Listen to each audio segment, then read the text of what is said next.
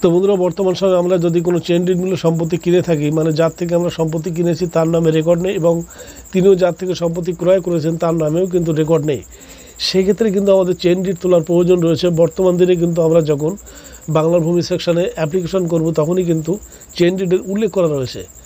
যদি আমাদের chain did মূল্য সম্পত্তি কেনা থেকে অবশ্যই ওই সমস্ত সেকশনে কিন্তু চেইন ডিড নাম্বার এবং এডিএসআর অফিস এবং যে ডেটে দলিলটি তৈরি হয়েছে সেই ডেটটি দিতে হবে, তারপরে সেই দলিলটি কিন্তু আপলোড করতে হবে। তো যে কারণে আমাদের চেইন ডিডটি নকল তোলার প্রয়োজন অনেক সময় হতে পারে এবং হয়ও। অনেক ক্ষেত্রে দেখা যায় যে চেইন ডিডের মানে উল্লেখ করা হয়েছে, নাম্বার দেওয়া হয়েছে, রেজিস্ট্রেশন ডেট দেওয়া হয়েছে, সেই সমস্ত ডেট ও নাম্বার ধরে যখন আমরা দলিল আবেদন করি নকল পাওয়ার, তখনই কিন্তু ভুল চলে আসে। ভুল দলিল অনেক সময় অনেক ক্ষেত্রে চলে আসে।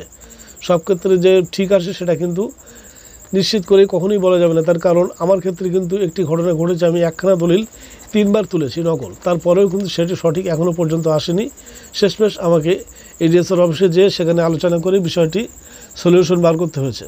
তো বন্ধুরা, এক্ষেত্রে আমরা কি করব, আমরা প্রথমে দলিল ইনফরমেশন যেটি রয়েছে সেটি আমরা অনলাইনে সার্চ করে দেখে নেব, আমাদের সেই প্লট নাম্বার ধরে অথবা যিনি সেলার রয়েছে বা যিনি বিক্রেতা অথবা যিনি কিনেছেন তার নাম ধরে আমরা সার্চ করে দেখে নেব যে দলিলের ইনফরমেশনটা ঠিকঠাক আছে কি না। যদি আমরা সেখান থেকে না পাই তাহলে আমরা কি করব, আমরা সরাসরি সেই দলিলটি নিয়ে এডিএসআর অফিসে চলে যাব। সেখানে যে সেকশন অফিসার রয়েছে তার সঙ্গে আলোচনা করে বিষয়টির সলিউশন খোঁজার আমরা চেষ্টা করব। অন্যথায় আমরা যদি বারবারই একই জিনিস অনলাইনে অ্যাপ্লিকেশন সাবমিট করি আমাদের কিন্তু ভুলই চলে আসতে পারে।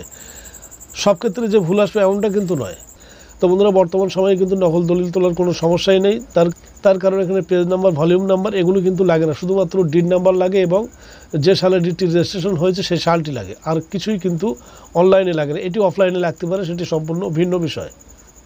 তো বর্তমান সময়ে যদি আমরা 1985 সালের পরে থেকে দলিলের আবেদন করি সেক্ষেত্রে কিন্তু আমরা দলিল ইজিলি পেয়ে যাব। যদি 85 আগে হয়ে থাকে সেক্ষেত্রে আমাদের ভলিউম পেজ নাম্বার লাগতে পারে। তার কারণ অনেক ক্ষেত্রে দেখা যায় পুরনো যে সমস্ত দলিল রয়েছে সেগুলি কিন্তু ছেঁড়া অথবা বিভিন্ন রকম সমস্যা থাকতে পারে, যে কারণে এগুলি প্রয়োজন হতে পারে। তারপর বন্ধুরা, যদি আমাদের 1976-এর আগে কোনো দলিল হয়ে থাকে সেক্ষেত্রে কিন্তু ডিস্ট্রিক্ট অফিসে চলে যেতে হবে, ডিএসআর অফিসে যেতে হবে, সেখানে কিন্তু সেই সমস্ত দলিলগুলো পাওয়া যাবে। তো বন্ধুরা, এমন ধরনের ইনফরমেটিভ ভিডিও পেতে আমাদের চ্যানেলটিকে অবশ্যই সাবস্ক্রাইব করবেন। কোনো মন্তব্য তাহলে কমেন্ট করেন, পায়ে থাকা বেল নোটিফিকেশন অন করে দেবেন।